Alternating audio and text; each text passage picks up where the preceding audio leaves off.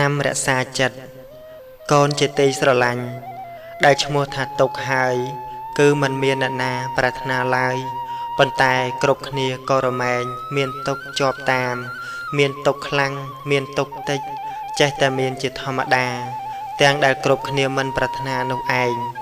ទុកមានពីរយ៉ាងគឺទុកផ្លូវកាយនិងទុកផ្លូវចិត្ត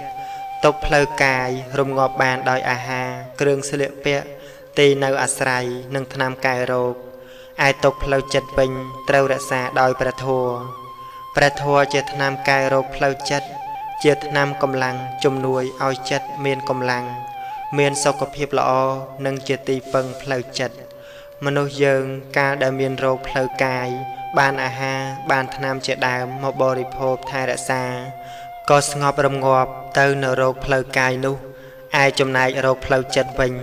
គឺចាំបាច់ត្រូវតែយកព្រះធម៌មកថែរក្សាទៅបានសេចក្តីនេះកូនត្រូវតែយល់ឲ្យបានច្បាស់មនុស្សណាដែលមិនឃើញការពិតដូច្នេះ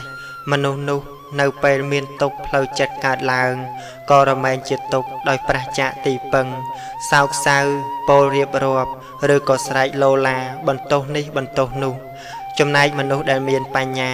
ដឹងទុក្ខផ្លូវចិត្តថាជារោគរមែងស្ដាប់ធម៌រៀនធម៌ពិចារណាធម៌និងបដិបត្តិតាមធម៌ដើម្បីរក្សារោគចិត្តឲ្យដូចជាការរក្សារោគផ្លូវកាយដែរម្ល៉េះហើយក៏ជាអ្នកមានព្រះធម៌ជាទីពឹង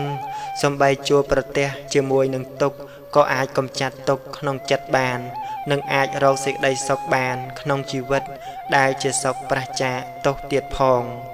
ការព្យាបាលរោគផ្លូវកាយមិនរើសវ័យថាក្មេងឬចាស់ឡើយឲ្យតែមានជំងឺគឺត្រូវតែព្យាបាលយ៉ាងណាការរក្សាចិត្តដោយព្រះធម៌ក៏យ៉ាងនោះដែរមនុស្សយើងមានលោភៈទោសៈនិងមោហៈជារោគប្រចាំចិត្តនាំឲ្យប្រព្រឹត្តបាបដូច្នេះកូនត្រូវតែមាននៅថ្នាំគឺព្រះធម៌ឲ្យជាប្រចាំផងដែរទោះជាកូនស្ថិតក្នុងវ័យណាក៏ដោយកូនត្រូវតែរក្សាចិត្តឲ្យជាប្រចាំរហូតទាល់តែជាសះស្បើយអស់ទុក្ខអស់កង្វល់ពីសន្តានចូលកូនហ្វឹកហាត់ឲ្យមានការយល់ដឹងច្បាស់ពីព្រះធម៌ទីបំផុតកូននឹងដឹងថាព្រះធម៌នោះល្អយ៉ាងណាចូលពិចារណានៅកំណាព្យនេះរូបសល្អរៀងគួរស្រឡាញ់តែចាញ់ល្អចិត្តគំនិតជាមិនយូរប៉ុន្មានរូបជរាឯចិត្តល្អជាមិនចាស់ឡើយចូលកូនប្រុសស្រីកុំបំភ្លេចធម៌ថ្លៃជាងពេជ្រនាំដល់ត្រើយមានរូបមានរោគឥតស្រាក់ស្បើយកូនណាយព្រះធម៌មិនចេះឈឺបើកូនរៀនធម៌អប់រំចិត្ត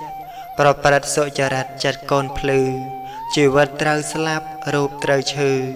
ប៉ុន្តែចិត្តភ្លឺមិនស្លាប់ទេទប់ទល់ជាមួយទុក្ខកូនជាទីស្រឡាញ់រាងកាយមាំមួនរមែងមិនត្រូវរោគភ័យបៀតបៀនបានដោយងាយឡើយ